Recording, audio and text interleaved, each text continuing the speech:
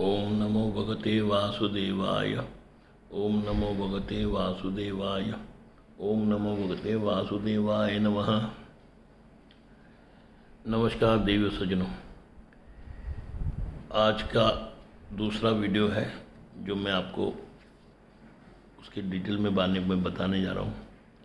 मनीष त्रिपाठी अंबरनाथ से प्रश्न करते हैं कि हमारे जो सनातन धर्म में जो ग्रंथों में, भागवत में या पुराणों में भगवान वारा का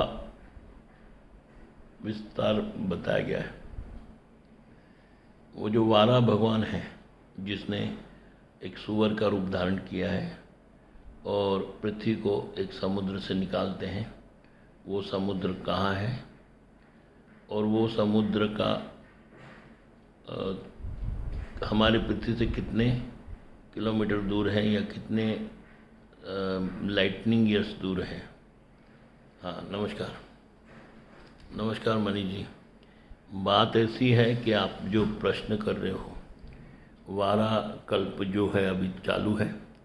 वारा कल्प जो है वो इस भूमि को कई बार फेस करना पड़ा असुरों के द्वारा, राक्षसों के द्वारा। राक्षस कोई छोटे मोटे जीव नहीं होते हैं, वो जो देवी देवता है उनके समांतर शक्ति वाले होते हैं। समांतर शक्ति का अर्थ ये है कि ये मन घड़त नहीं है कि जैसे कई दूसरे किताबों में लिखा हुआ है, दूसरे ग्रंथ में कि चांद का टुकड़ा कर दिया, तो वो नहीं है। वो उसमें साइंटिफिकली आज तक वो टुकड़ा दिखता नहीं है, या वो चपाती जैसा प्लेन है पृथ्वी, वो भी नहीं है।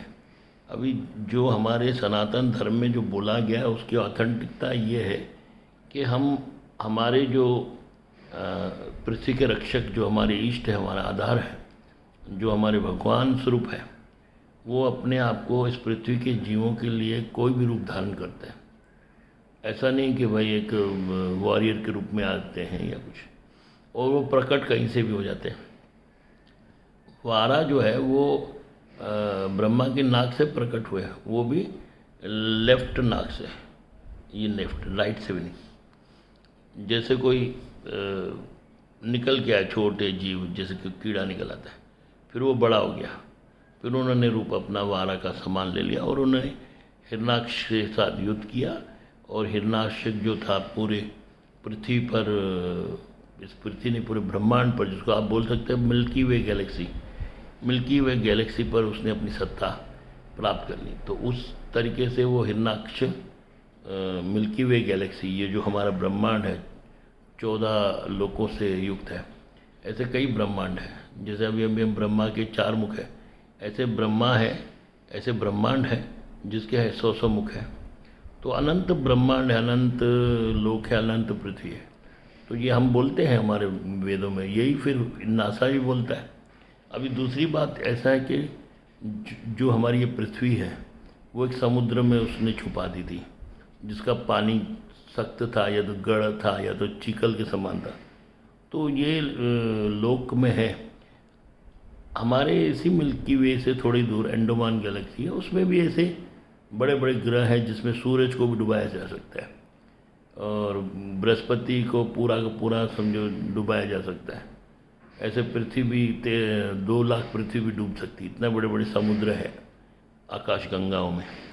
तो वो उस जमाने के जब ये संचारित हुई पृथ्वी, ये नक्षत्र ये सब प्रकट हुए, तो उस हिसाब से वो देवी देवताओं में जो आपस में संघर्ष था देवसुरों का, तो उसमें ये पृथ्वी का भी उल्लेख है, क्षीर सागर का भी उल्लेख है। ये सागर भी है, क्षीर सागर भी है, दूध सागर भी है, दही सागर भी है, अमृत सागर भी है, मधुर सागर भी है। तो ये सागर जो है बहुत बड़े बड़े हैं, इसमें पूरी मिल्की वे भी जा सकती है, समझ लीजिए। तो उस सागर में निवास करते हैं श्रीहरि, क्षीर सागर में, क्षीर माना दूध। तो ये जो हिरणाक्ष ने जो पृथ्वी को है वो क्षीर सागर में नहीं डाला था, उसने सूतक सागर, सूतल लोक में डाल दिया। सूतल लोक में दलदल, उस दलदल के लोक में डाल दिया। और वहाँ से पृथ्वी को लेने के लिए सिर्फ भगवान कीचड़ से निकलने का जो कला है वो सिर्फ सुअर को है, कोई मनुष्य नहीं निकल पाएगा, कोई हाथी नहीं निकल पाएगा, कोई घोड़ा नहीं निकल पाएगा, कोई मगरमच्छ नहीं निकल पाती है। तो ये जो भगवान ने शुक्र अवतार दे, तो वो साइंटिफिक है ना कि भाई चीकड़ से कोई नहीं निकल सकता, तो भगवान ने वारा का रूप दिया। तो ये आप इतना तो बुद्धि कॉमन सेंस यूज़ कर सकते हो ना कि भगवान ने ऐसा अवतार लिया कि वो चिकड़ से निकल जाए। ऐसे नहीं मगरमच्छ का अवतार लिया और फंस गया वहाँ, पृथ्वी का ही तेल लगाने वाला दिमाग नहीं है भगवान को। दिमाग था तभी तो शुक्र रूप का अवतार लिया और उसके हिसाब से पृथ्वी को अपने दांत में ले आए, दोनों दांतों के बीच में। तो पृथ्वी देखो कितनी सरकम 18,000 किलोमीटर से रेडियस है, 18 से 20,000 तक। उसको अपने दांत में, मतलब वारा कितना बड़ा रहेगा, वो उसने ले आया। उसके बाद उस पृथ्वी को धोया। कहाँ जाके धोया? मरु सागर में धोया। मरु सागर में धोया, चिकड़ वगैरह साफ किया और उसने उसको उसकी कक्षा में स्थापित कर दिया। तो ये जो हमारे ग्रंथ में, वेदों में, उपनिषदों में, शास्त्र में, पुराणों में जो हमारी खिल्लियाँ उड़ाई जाती है, जो दूसरे धर्म के लोग खिल्ली उड़ाते हैं, उनको आपको धर्म के हिसाब से जवाब नहीं आते, क्योंकि आपने पढ़ा ही नहीं था, आपको मालूम नहीं। आप तो अपने माँ बाप के पास बैठते नहीं हो, भाग जाते हो पड़ोसियों के पास, दोस्तों के पास, सहेलियों के पास गप्पे शप्पे। तो उतना टाइम नहीं है आपके पास। तो उतना टाइम निकाल के अपने बुज़ुर्गों से सिर्फ एक बार 7 दिन 8 दिन भागवत सुन लीजिए, समझ लीजिए, उसके हिसाब से आप सबको जवाब दे सकते हैं। हरे कृष्ण।